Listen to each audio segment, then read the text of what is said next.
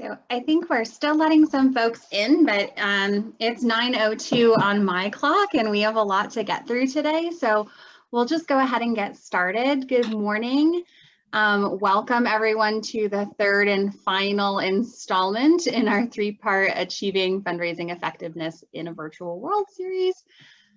I think you've all been here for at least one of these, but my name is Vanessa Bernier. I'm the program officer here at Rose for Jewish Life.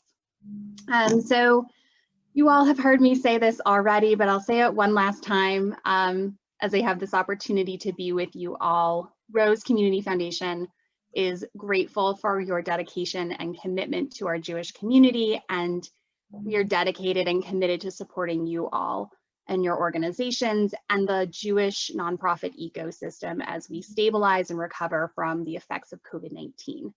I welcome you all to be in touch with me if you have questions about the foundation's strategy, future funding opportunities, or any of our other efforts. We really hope that this series has been helpful to you in adding some new tools to your toolbox and helping you to generate new strategies and techniques for the evolving fundraising landscape. I'm going to make a personal plea to you all to consider filling out a very brief survey that will help us understand what you got out of this workshop and what kind of future opportunities you'd like to see Rose providing. It will really help us inform future opportunities as we get into 2021 and think about additional tools that we can resource our community with. We'll drop that link in the chat, but you'll also get it by email because we really want you to fill it out.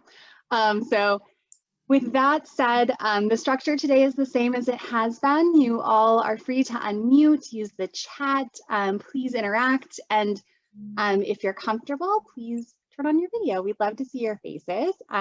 You can eat your breakfast here. And so all of that said, please welcome back Andrea Wasserman, the president of ABW Partners.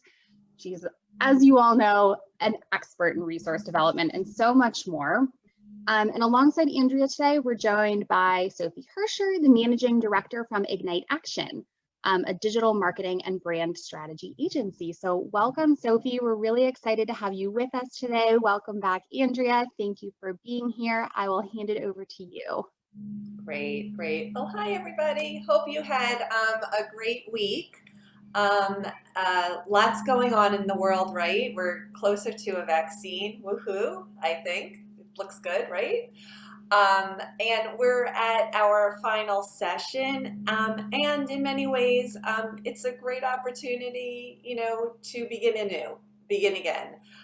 So we have a lot of content to go through today, and let's just jump right in and get to work, right? Let's roll up our sleeves. Let's get to work. We start today where we started 3 weeks ago, just to check back in on how we're doing with our friend Henry Timms and his really helpful perspective about where we find ourselves in these very crazy, confusing, uncertain times, and really the opportunity around our fundraising practice. Do we pause? Do we reframe? And really the question for us, because I think we're more in the camp of reframe, the real question is, how are we acting, right? Reframe to action. So we begin, we gather, right, as we always do, with purpose. And this becomes even more important to underscore for this particular session, right? So part of my starting each of our sessions together with we gather with purpose is with purpose, right? We want to focus, especially in the virtual arena. People have limited time, limited attention span. We have limited time, and we want to make sure that we're optimizing our time together.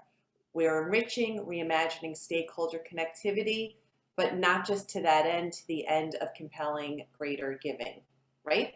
In these times, to ensure a flourishing Jewish community. So learning objectives, this is the third of our three-part series.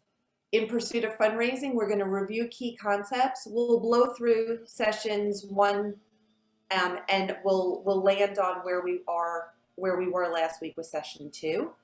And then through that, with that, we'll jump right into a more strategic approach to overlay to how we're convening virtually in order to compel giving. And what I'm going to walk you through or encourage you to do, and you have your workbook to help you with this, is to audit the way in which you're planning on using or you are using virtual convening to compel giving, and assessing where you're strong and where you might have some gaps. And then we have the special treat of Sophie, who's going to be joining us. Sophie is expert in not just the technological platforms, harnessing technology in order to deepen emotional and convenings, virtual convenings, but also Sophie is so very good at helping to brand and position and storytell. And how do we create sort of these deep, inspiring experiences so we inspire and we move people to the next level of their giving. Okay, so with that, we also go back to our sort of key philosophy, our ethos, our practice. These sessions are to learn. We could sit back, we could learn. Equally important, if not more, we act. We're practitioners first and foremost. And what we want to do is take what we're learning and figuring out how it might apply to our practices. And I just want to give a shout out to this awesome, awesome cohort. I mean, did we have a party or what at office hours this week? So I am so proud of students who showed up and really showed up, and we went deep. And just for everybody else, for those who missed the party, there will be one more on Monday, okay? So don't miss out. Yay you. Okay, let's move in. All right, review key concepts. We're not going to belabor the point on session 1. I trust that you're reviewing this and you're acting on it. Let's go to palette of possibilities. You'll recall, you know, that was my favorite tagline of last week. I'm not sure if it was yours as well. But the whole notion that everybody is seeking and craving optimism right now, and as leaders within the nonprofit arena through your organizations, you have this to offer to not only yourself, your colleagues, but your stakeholders. So that dose of optimism. We target the K-shaped recovery article. I hope you had a chance to read it. Alan Cantor has a lot to say in terms of how we should prioritize and focus our energy and efforts right now on those in our community that are doing well. And there is what to do. So when we talk about optimizing fundraising in these times, go here first. This is where we want to go. Engage in Jewish conversations. We had a really nice conversation about Jewish conversations, right? And I'm just curious, and you could use your raise the hand functionality, on Zoom, but has anybody this week engaged with a donor in donor conversation? I don't want to put anybody on the spot, but I do want to make sure. Oh, I see a thumbs up. Good. Wonderful. I see another thumbs up. Wonderful. Okay, for those of you who don't have your thumbs up, right? Oh, we have more, we have more, we have more. Yes, good, good, and good, right? What we always want to be careful. We want to be careful that we're not overanalyzing, and I'm in danger of this because I'm so analytical, but overanalyzing development practice where we're sitting behind our desk, which we should still do, but we need to engage with people virtually right now, or in responsible social distance kind of way, to make sure that we're out in the field and we're actually engaged in Jewish conversations, especially now with the Thanksgiving holiday, a holiday around abundance and appreciation, right? This is a really great moment in time to continue to reach out and connect with our donors and in line up, the rev up, the runway to year-end giving, okay? And then one other thing that I just want to point out before we jump into the subject, the core subject of today, is number 11, the framework and opportunities for volunteer engagement. We touched upon that last week, and I wanted to share with you I'm going to actually take off the share screen. I want to share with you something that I learned from one of my colleagues who is doing extraordinary work in the area of volunteer engagement to compel fundraising. And just to try on, because I know in your community, based on that extraordinary Brandeis report that we referenced in session 1, that it seems that stakeholders in your community really welcome more and greater volunteer opportunities. And we know right now we're challenged because we can't do volunteer opportunities like in that in-person way that we, might do in non-COVID times. However, brilliant, try this on. This organization organized intergenerational volunteerism opportunities inside the home. So food collections, art projects, different things that can be done inside the house where grandparent, parent, child were engaged in some kind of activity that would then be delivered to, right, recipients, clientele, and whatnot. And it just seemed like a great idea when you're looking at, especially if you're looking at your major donors and you want to sort of do something intergenerational, we can still do volunteerism activities inside our homes. So just saying, it's an interesting way to sort of connect the dots and get people engaged and going in your organizations. Okay? All right, let's continue on over here, our major donor relationship program. And again, let's just take a glance at our sort of continuum, right? We are approaching our development efforts with greater intentionality, with greater strategy.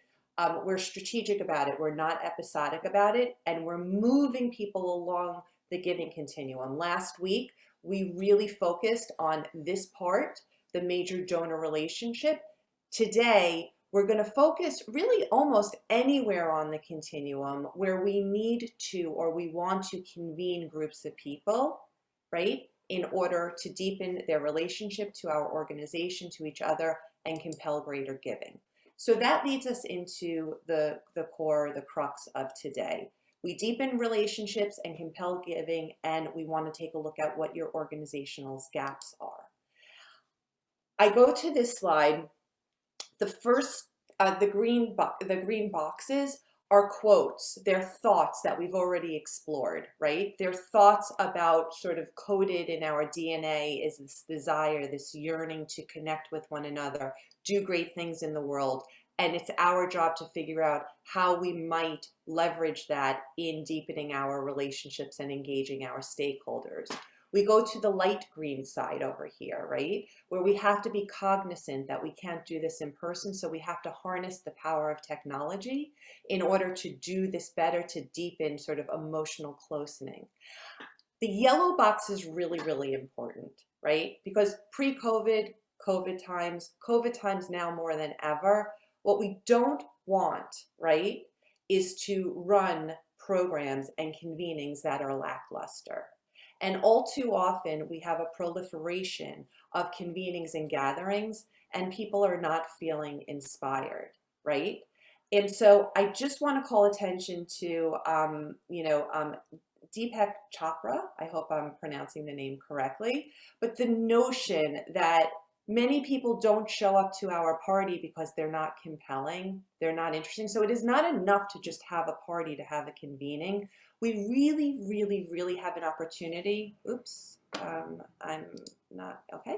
We really do have an opportunity to approach this, right? To rewrite the rules. I mean, all the cards are up in the air right now, right? How do we reframe? How do we look at convenings differently in light of the fact that we can, right? We can, because it's like really bizarre, the world that we're living in right now. So let's lean into it, right? Goes back to Priya Parker, all right? Show of hands, who else, like, is she anybody else's favorite person? Okay, Sophie, I knew I could count on you, right? Okay, if you don't know Priya Parker, please, please, please pick up Audible books, regular books on your, device. The Art of Gathering how we meet and why it matters. So interestingly and coincidentally, I was actually reading this book, Audible, because I can't concentrate on reading these days, but Audible, great. Um, I was actually exploring this when COVID struck.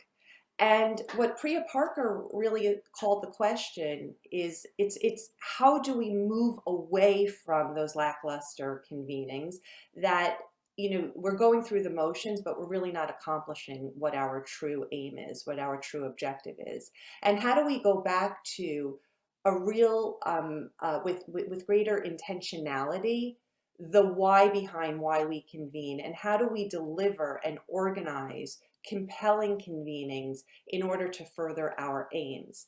And Priya then goes on to talk about people are meant to come together. Again, let's go back to our DNA. When planning an event, know why you're having it in the first place and assert it, establish it, right? So I want you to be thinking about these key points when you're thinking about the reasons why and what you're doing in order to convene, in order to compel giving.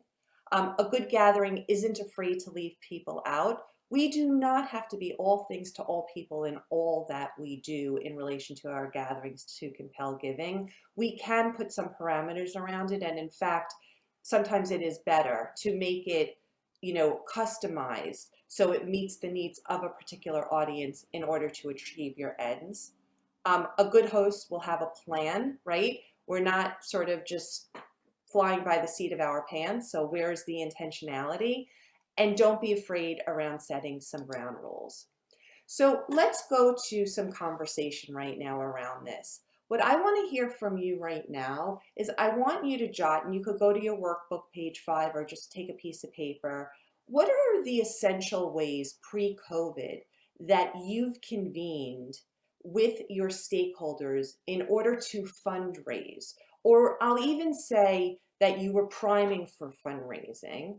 It's important to catalog an inventory so we could then take a look at what was essential in what you did pre-COVID, that the show must go on. Like that convening, that engagement was so important to our fundraising, to the advancement of our organization, that COVID or no COVID, we have to figure a workaround over here. So that gets to number 2, which is, and you don't have to answer this right now, but when we're done with this session, I'm going to want you to consider that, right? The essential programs that you really do need to continue. The show must go on. How are you going to be working differently in order to continue? And then the question really around what's your hypothesis around what some of your gaps might be in terms of your programs, your gatherings, your convenings. So let's just generate some discussion right now. What are the strategic ways that your organization convenes with stakeholders, donors, in order to fundraise? Who's my first person? Yes. Hi. Oh, hi. Did you say me? I'm sorry. I said Heidi. Yes, yes, yes. Okay. So one of the things that we've been doing for the last 2 years is we host 2 big events, one in the spring and one in the fall for our what we call our high society or above, so $1,800 or more donors. And they've always been in person. We always have a pretty good turnout. I'd say 100 to 150 people.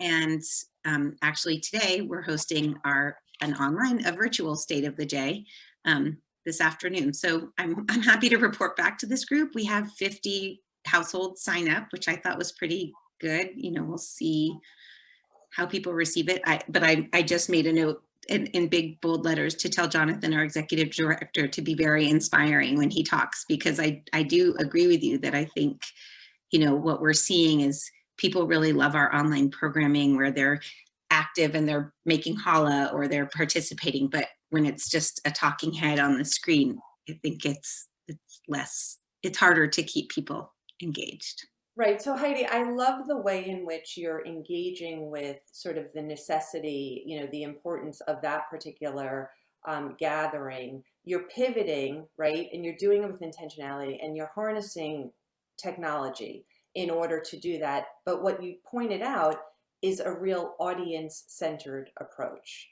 right? Like we do not have we never have the luxury of having an organization-centric approach when we're convening. Like, you know, if we want to be fully, truly realized and actualized in all of this, like we have to think about the user, the audience experience, right? Married to what aim are you trying to achieve? Where are you trying to move them? It's a little moves management-y, guys, I have to say. Right? We talked about moves management in relation to major donor relationship, but this is sort of how are you moving a group of people to a desired end? So Heidi, we'll want to hear a bit more from you on this. So that sounds great, and good luck to you. Thank you. Anybody else want to share sort of, you know, where they're at in their thinking in relation to their gatherings that compel giving, that they're needing to pivot, they're needing to switch it around? Yes, Francie. So we just decided yesterday, every year we do an annual fundraising concert in January, and it's a really big deal. And because of COVID, we are not going to be able to do it as we usually have. But people have been really generous, you know, in the last 8 months, both to Temple and to Schwader. So we are going to do a thank you gratitude event where we just invite the entire congregation. We're going to do some music. We're going to do some video, you know, of people talking about how grateful we are. The themes on the musical all be about gratitude and community. And I think it'll raise money just even without an ask, just because I think it's going to really connect people well. And plus, we really wanted to do a bridge from last year to next year, like the end of January, that week between the playoffs and the Super Bowl. We always do this concert, and we don't want people to lose sight that that's what we always do.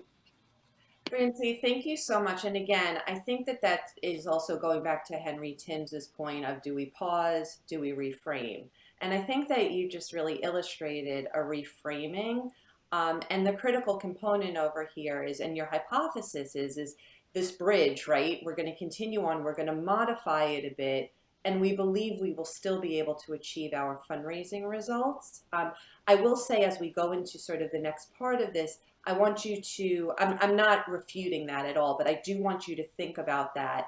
Um, just think about it, right? And be intentional around the compelling, the giving, right? Because I'm not sure, it's a brave new world we're in right now with this. I'm not sure that we can actually take our foot off of the pedal, right? In relation to our strategic way that we're fundraising. Maybe it's a hybrid. I think it's probably a hybrid. Yeah, we've been kind of knocking that around. I don't want to do hard asks when we're billing it as a thank you, but we are thinking a lot about how we can do that in a more subtle yet obvious way. Agree, and I think that that's really the critical point over here, because if you just overlay, like if you really analyze how fundraising in pre-COVID times gets done through convening, what you may find is what I find is there's a lot of frustration when you do sneak peek under the hood of the proliferation of events that we spend gobs and gobs of time doing. And we're putting it under the auspices or with the aim of fundraising, and the return on investment oftentimes, if that's the aim, the return on investment oftentimes is very low.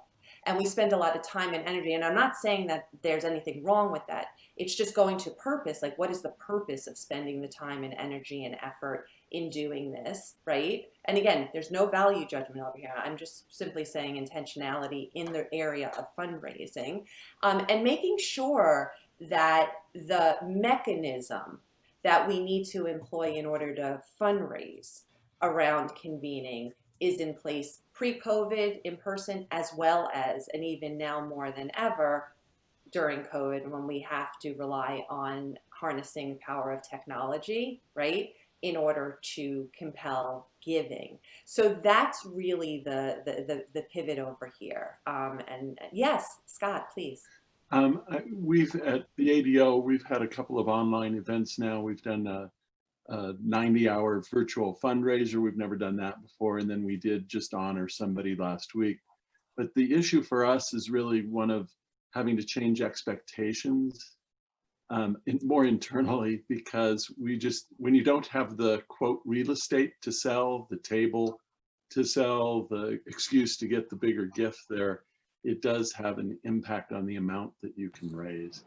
And I don't know if that might be something you're going to be talking about, but I think setting that expectation is really one of the most challenging parts internally.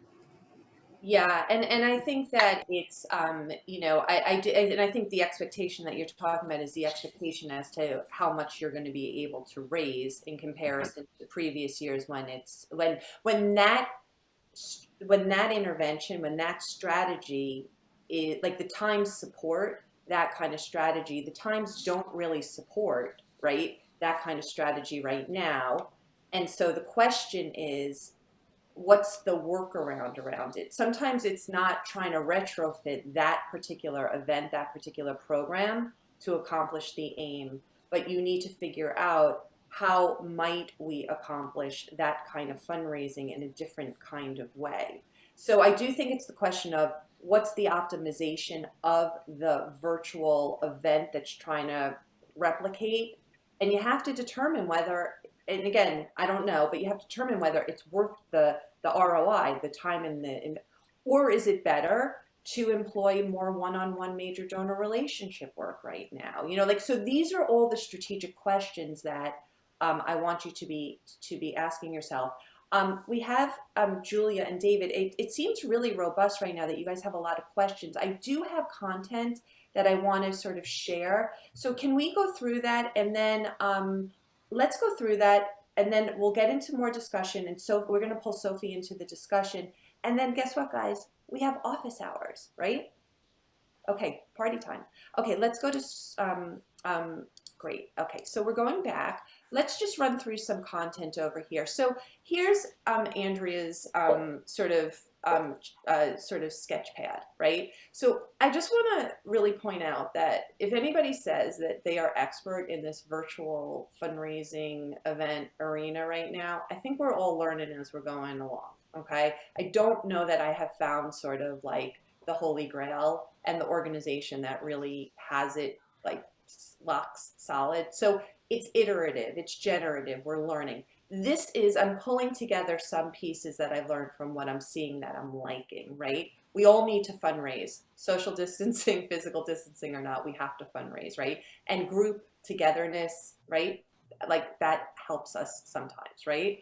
Entrepreneurial spirit applied to fundraising practices, right? So the organizations that are doing this best are really, really being creative, right? They're being creative and they're being strategic, right? Because you don't have gobs of resources, right? Like you have to be really judicious with how you're spending your time and really thinking about high yield. What's the highest yield? What's your hypothesis around high yield, right? And just because we did it last year, you're in a different world right now. Okay, so now is the time to say, you know, let's beta test, let's try something new, or let's continue, but let's refine. Organization-wide imperative, right? So I'm seeing organizations that are doing this really well are not siloing these activities to, oh, the development director, go take it and run with it. There's a real sense of how do you bring together the organization and really leverage the superpowers of your colleagues, right? In order to bring about more stimulating programs, more energy, more hands on deck. Okay, this is really, really important. The pre, during, post are of equal importance, and I'm going to even say the pre is the most important. The work that you're doing to compel giving in the customized one-on-one way with your major donors has to continue in a customized way. This is not a one-size-fits-all opportunity. There's no easy button over here. The importance of the foundational, relational, major donor practices still stick. So the preparation that you do, the event is not the panacea, right? The event is a tool, but the essentials in donor relationship development still stand, right? And that's really important. Data-driven, we want to link it back to sort of our database and optimize and know who our audiences are, and inspiring programs. That is of critical importance. No easy button. Okay, so the two ways that I'm going to segment into the way that I've started to conceptualize all this, which may be helpful, and this may be what you've already been working on, and then we're going to invite Sophie into our conversation, that we have sort of the fundraising mechanism that technology can help to amplify, can help to, harness, right? And then you're going to have sort of your choice of, well, what kind of convening is this going to be? So what I'm seeing is a choice around what kind of convening this is going to be. And then there's a choice of how are we going to implement the fundraising? So it's a 1-2 punch over here. When you're just convening for the sake of convening, you're not getting that other punch of, well, how are you fundraising? So for those of us who are like, oh my God, COVID hit, we're on a screen, I'm going to pause and not fundraise. I'm saying to you, there's an abundance of options. You don't have to pause, right? Like you can fundraise now. There's plenty of ways. I think that the question is, what is the best way for your organization to fundraise? And so it's a selection, it's a choice. I'm going to run through this really quickly. The good old fashioned, right? Pre-post, one-on-one Zoom conversations. We must do this, okay? Peer-to-peer fundraising, right? Getting board members, staff to, build pages, reach out to friends. This is a great way to grease, your pipeline. Crowdfunding, posting some kind of initiative with an actual goal, right? And gathering people virtually in order to jump in and support. Oftentimes, these are low-end ploys. These are low-end fundraising tactics, right? But important and great to do broad-based fundraising. Direct response, this is a fancier way of, and a more advanced way, a 21st century way of saying direct mail. It's direct mail on steroids in a multi-channeled kind of way. You mail, you email, right? You call, you use social. Right? This is a multi-channel kind of way. This still stands. We could still do this to fundraise. Strategic use of matching funds. I am finding that clients and colleagues that are doing the best job in fundraising right now are going to major donors and really inspiring even increases in their gifts and saying, we have an opportunity to really grow our base of donor even in this time. Would you be willing to offer a matching challenge for new gifts or increased gifts? Strategic use of testimonial giving, right? I know that you guys are a town that really got the memo on, the proliferation of bequests, right? And testimonial giving, legacy gifts. Corporate sponsorship, still in vogue, still going on right now, even in the virtual space. In terms of the events, and I'm going to go through this quickly so we could open up to our conversation with Sophie, that you can get creative with this, right? Let's have fun. People want to have fun right now. They want purpose. They want meaning.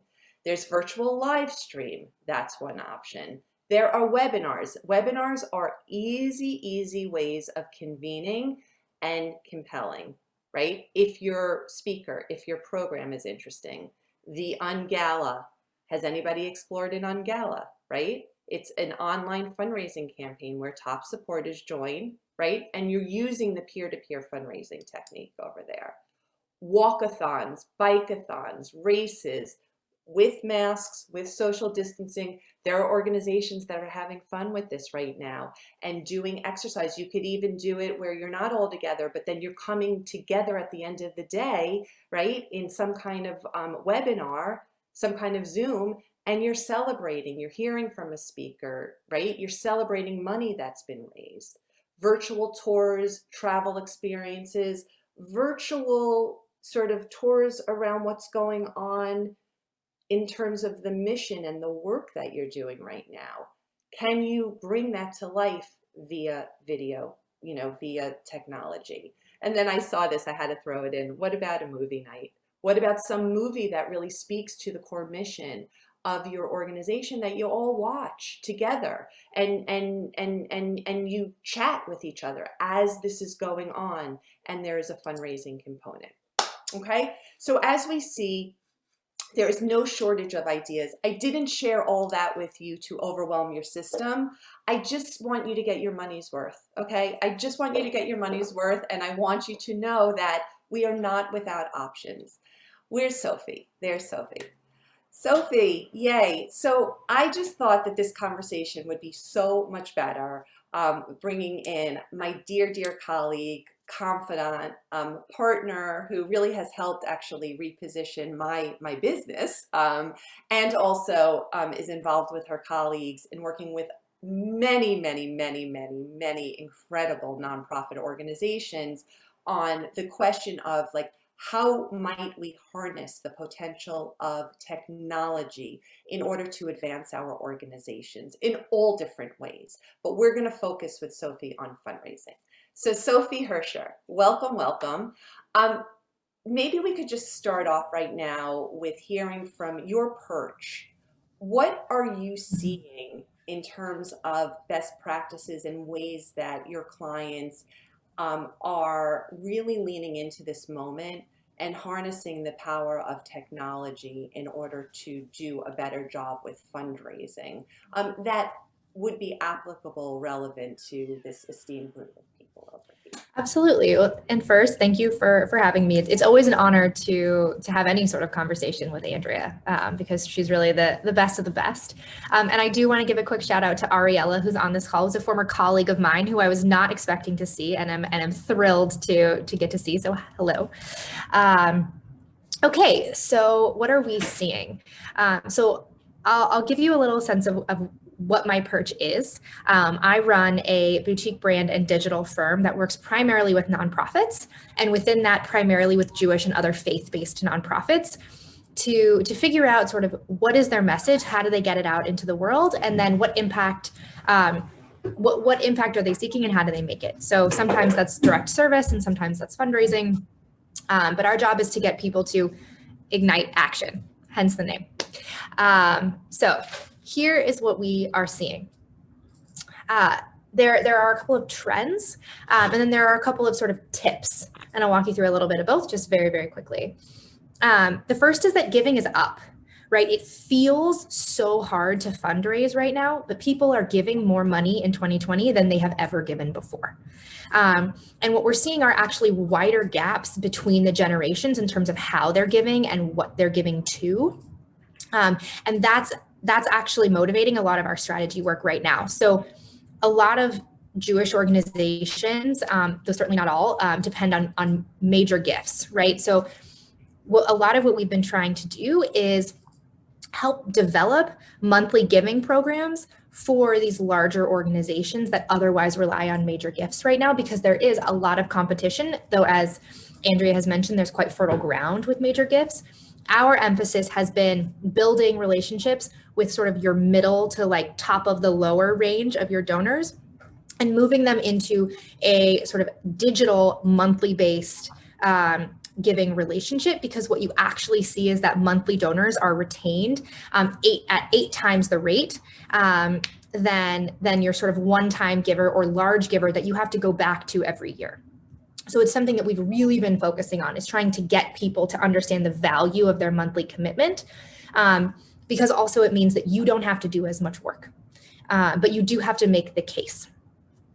We actually also see that monthly givers on average end up giving between 2 and 4 times the amount that they would otherwise once they become a monthly giver. So that's one thing. The second thing we're trying to do is help people understand what is likely in terms of cultivating relationships based on the generation of your donors. So major gifts tend to come from the older generations, the silent generation, Gen X, baby boomers.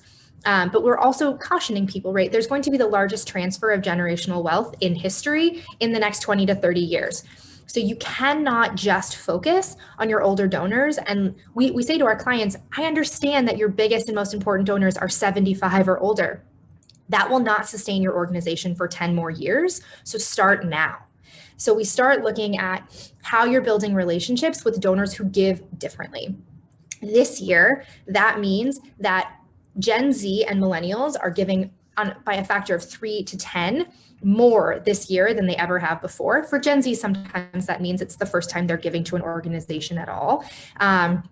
But Gen Z and millennials are very, very interested right now in education and health. So to the extent that your organizations can make a case that you are making any sort of impact on those areas, those are messaging points that you should be thinking about. How do you ground your impact statement in areas that people are really concerned about right now? Health is sort of unsurprisingly the largest category of giving this year. So it's, according to a couple different studies, it's at the top. According to the most recent study that I read, it's at 46% of American consumers or American donors are most likely to give to health-related causes. That's up 9% over last year. And it actually puts it above disaster relief, which is almost always at the top of the list. Granted, this year, health and disaster relief are sort of the same thing. But it's important that people identify with the word health over disaster relief this year. It helps you understand how to message the work itself. And the last thing is, as sort of agonizing occasionally as it can feel to run these virtual events, they're working. Organizations are raising more money from virtual events than they would otherwise, generally speaking. And I actually just came across this statistic from Classy, which is a peer-to-peer giving platform that I'm sure some of you have heard of. 60% of American consumers who responded to their survey say that they donated more in a virtual environment this year than they ever have before. So that's all to say there is extremely fertile ground here. But it really does have to do with how you talk to people. And, we work with a lot of Jewish organizations that have been around for a long time. And they're really used to saying to people, there's a crisis. We will save you. Give us money and we will save you. That message is not working this year. The message that is working is we are all in this together, that we are a local community, messaging around sort of local areas is performing much higher than sort of your national messaging, at least in the trials that we've run. And it's a sense of optimism and a sense of hope and a sense of innovation around how to reimagine community that is far outperforming the sort of doomsday, if you don't give us this money, then, elderly Jewish people will cry silently in their homes because they're by themselves, right? Like that messaging, people don't need more of that, right? They need you to have faith in the community so that they can have faith in the community. And with that, I will jump off my soapbox and say, Andrea, what are your thoughts? Oh my God. Well, so guys, if you know like what I'm doing over here, and if I'm annoying anybody, just let me know. But like as Sophie's talking, I'm like, I just love this stuff, and I hope you guys do too. But really, the application of what Sophie is saying to you in terms of your your organization. And also, I mean, I love the point that you just made about, sort of hope, optimism, and that again, not being tone deaf, but aligning sort of the work that we do in a way of how might we bring about greater revitalization? How might we bring about greater thriving communities? What are the ways that your organizations are helping to advance those agendas, right, in the community to create thriving sort of revitalization? So I love all of that. Sophie, can you talk to us a bit about messaging? Because you definitely, that is one of your many superpowers. And, when you have, it also speaks to sort of, what Heidi was talking about earlier, like you're convening groups of people, you have like people's attention spans are short. Like what's your best advice? So we're moving away from those convenings that are deadening, and we want to move to convenings that are enlivening, and compelling and inspiring, and then compel giving. So what is your guidance? What's the secret bullet? The secret sauce. First of all, I just have to say that if anyone is looking for like a personal hype person, like a hype woman or a hype man, like you should hang out with Andrea, because I've never felt better than when I hang out with Andrea. I'm going to give you a little I'm gonna give you the key to our strategy, essentially. And this is actually something that we've developed as an agency based on my dissertation. I wrote my dissertation on how to build and sustain religious identity in digital spaces. So what seemed like a very niche concept 3 years ago is really paying off now. I guess 5 years ago now. Whew. Anyways, so here's the thing. Donors give, people give for a lot of reasons that they won't tell you, right? Or that don't seem immediately apparent. So we focus on this idea of ultimate concern. So ultimate concern in a Jewish context often has to do with these very, very lofty sort of theological propositions that motivate our behavior, right? So an ultimate concern at the highest level of Judaism is bringing upon the Messianic era, right? Building a society and building a community that is so holy that the Messiah will return because we have earned our redemption. Right. So I'm not asking you to prove to your donors that they're going to be doing that by giving you $18. But what the important thing to think about here is that there is an ultimate concern for your donor that is likely deeper and connected to a more intrinsic sense of motivation than specifically the work that you do in your community. So the literal application of your work is only part of the equation that leads to the donation itself. And I'll give you an example. When we talk about ultimate concern, we recently worked with a Jewish education organization. And they came in and they said, we need to reorient our website. We need to rewrite our messaging. We need to make people feel more invested in our work. Nothing's worked so far. What do you think? And we said, well, why do people give to you? And they said, well, because we're the best at Jewish education in our area. And I said, that's probably not why people give to you. Like, I mean, it might be part of it, but that's definitely not all of why people give to you. And I said, can I talk to your board? Can I talk to your donors? Can we run some focus groups? And let's figure out like what is causing people to press submit, right? Especially if it's a $10,000, $15,000, $20,000 donation. There's probably some other information that we can gather. And here's what we found. Their donors were invested in the outcome of the organization, not because they're necessarily the best at Jewish education in their area, or even because those people really, really love curriculum development in the Jewish space. It's because those people are invested in a thriving Jewish future. They are worried about the continuity of the Jewish people, not just in their local area, not just in their state, not even just in the US, but in the world. And these people feel a driving need to be a part of ensuring a thriving Jewish future. So if you know that, then your messaging is not going to mention curriculum development, right? I mean, maybe it will in some specific instances, but you're going to focus on how Jewish education is a part of the puzzle. It's how that education creates Jewish literacy, creates connections amongst people, grounds people in strong Jewish identities, and how that translates into a future where our community writ large has the best chance at thriving and evolving, right? So we changed their messaging from, contribute to the development of interesting, innovative education tactics, right? Or new techniques, to give today, thrive tomorrow, right? That became the core because that spoke to the ultimate concern of why people cared. So that's my secret sauce. That's our secret sauce. That's actually interesting. Also, the sort of secret sauce to how you build religious movements is you figure out like what at the very core is driving a person. It's just usually not the literal service that you deliver to the community. Yeah.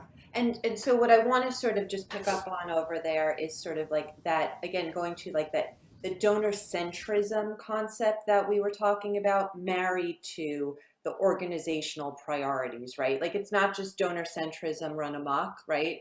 Then whatever, it's not a good use of time, but it's how are you sort of making a marriage between those two, but you're leading not necessarily with like, the organization needs it right now because the organization needs it, right? Like that's not going to be the ultimate concern of most of your donors, right? like maybe they'll give you a token, something, but they won't give you an inspired gift for that.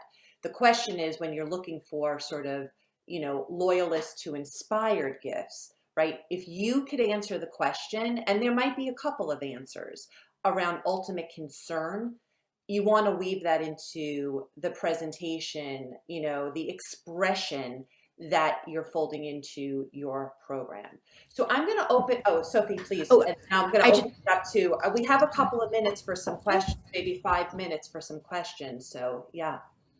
I just had one thing to just tell Yep. everyone, and then by all means, any questions. Also, I'll put my email address in the chat, and I'm happy to talk through any ideas with anyone.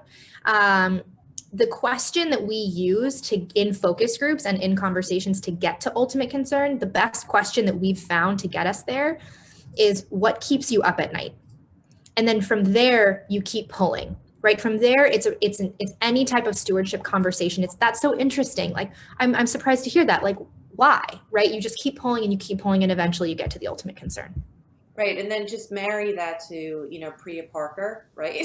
Mm-hmm. And sort of what we talked about earlier, but like what's the purpose of the gathering, right? And when you're planning and you have intentionality around this, we're not just doing what we've always done. We're asking some of those animating, searing questions, and then we're figuring out what is the best way to characterize that, what is the best way to illustrate, bring that to life through a convening, through a communication, through, you know, a video, through testimonial, all of that, right, through a song, all of that is, you know, open for possibility.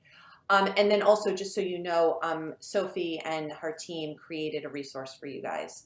So please avail yourself of that as well. All right, are there any specific questions right now that we have Sophie here that you might want to pose to Sophie around? Yes, Julia, please jump right in. So I love this concept of the ultimate concern, what keeps you up at night, what really is the heart, because I've never found that people give to an organization. They're giving to advance their concern. But I love the example that you gave with this education organization. And you said, no, let's bring it to what's the future? How do we create a thriving future, Jewish community? Can you give another one? I mean, just some other example where there's the true ultimate concern and how you brought a message that addressed that concern as a message that addresses the organization. Absolutely. I will give you, I'm going to give you two smaller ones because these are the first ones that come to mind. The first is it's not a Jewish organization. It's it's actually a for-profit business, but the strategy stays the same in terms of for what they were trying to do. It was a market research firm. And their problem was that they need, in order for a market research firm to exist, they need to have an ever expanding list of people who will go to their focus groups and fill out their surveys and help them serve their customers. And they said, we can't get people to do this anymore. We used to, have all these people who wanted to sit in a room and talk to us about cereal, and now we can't do it anymore. And so we said, okay, let's figure out why people participate in customer research surveys, right? And they said, oh, well, they do it because we pay them $50. And we said, well, sure, I'm sure $50 is a great motivator, but there's probably something else too. And so we talked to all these people, and what we said to them was, look, what we're hearing from the people who have done these surveys with you in the past is that they want a voice. They feel like they're being barraged all the time with marketing that doesn't serve them. And they want marketing to better serve the interests that they actually have. They want to know, they do these surveys because they want companies to tell them the health information. They want to know if their food dies in their cereal because they want their children to have, the best, or I'm using cereal as an example. Because they want to choose the right products for their family, and they don't feel like the marketing is giving them what they need. So that's why. So we changed their messaging to focus on being a part of these surveys, being a part of this pool of people was a way to raise your own voice and make your voice heard in the consumer marketplace. that if you don't participate in this, you will continue to be excluded from conversations around what products come to market and how they're marketed into the world. So if you care about a more racially equitable public conversation, then you have to tell the companies that when they're asking for feedback on how to market their products. So if you're not in this conversation, your needs won't be met. So Yeah, that's another example. And I think that this also just speaks to, again, when we're organizing, when we're planning convening, when we're planning stakeholder engagement, when we're planning cultivation, stewardship, it's a really good question. Like, you know, the industry term is market research. For us, it can just be authentic conversation with stakeholder to really ask the right question and listen, right? Because the more in tune you are with your audience, with your public, right, in an authentic way, the more you're going to be able to marry what their highest hopes are in the world, what they want to achieve, and the ways in which your organization is the best conduit through which that will be achieved. And when you could sort of make that shidduch, right, and figure that out, you have a winning, you have a compelling formula over there. Okay. All right. I want to be mindful of time, even though, right, obviously this is like such a carrot, right? I mean, Sophie, like, I mean, we need more and more and more. However, there are office hours, so we can talk more about it then. And we're going to conclude, and again, conclusion for us is reframe and the beginnings, right? New beginnings on the late Justice Ruth Bader Ginsburg, right? It's appropriate. And I want you to consider, right, as we're sort of wrapping this part of the chapter up, and we're going to start a new chapter. So often in life, things that you regard as an impediment turn out to be great, good fortune. And so I leave you, and I'm not leaving you, right? We never leave each other. We're together. I leave you with that, right? And really, you know, the motif of this session, it was about, you know, effective fundraising, right? In these times in a virtual world. But I hope what you're taking is like your agency to reframe, to tap into intrinsic motivation and curiosity around deepening your practice, to really understand that like the times actually there are barriers in these times. There's barriers all the time, but your human ingenuity, your passion, your commitment, that's going to help you to come up with your strategies and your solutions in order to navigate this and bring other people along. And I would just say that the positivity, again, not to be tone deaf, not to, you know, not to be out of sync, but we do have an opportunity from the perch and from the work that we do make positive things happen in the world. And that's a superpower, and we need to bring more of that to our stakeholders.